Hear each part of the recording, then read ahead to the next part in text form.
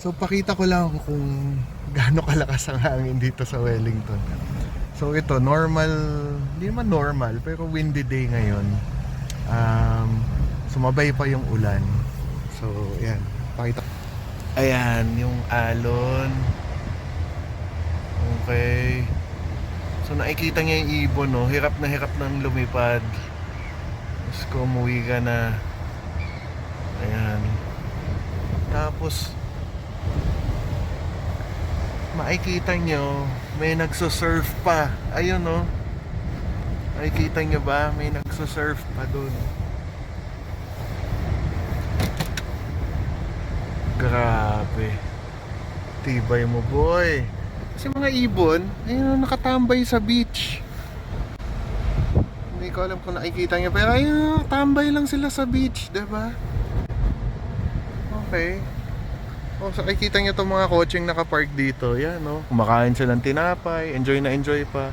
So hindi lang isang tao yung nakikita ko nagsasurf. Okay, may isa, ayan, no, nakatambay doon, waiting for the wave. Tapos ayun, narinig nyo, may nag-take off. Katabi ko yung airport, yung runway. Grabe, lakas ng hangin. Nararamdaman ko yung sasakyan gumagalaw, umuuga sa lakas ng hangin. Ayan. Ayun, sige, catch that wave, boy. Para makita nila.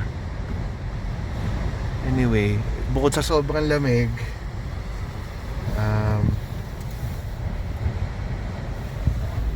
so ano bang temperature ngayon? 9 degrees. Pero mga feels like 4 dahil sa sa hangin. Pero may surf. Diba? Ayun, no. Nakikita niya yung sail nila. Lalaki ng alon talaga. Ayoko na. Uwi na ako.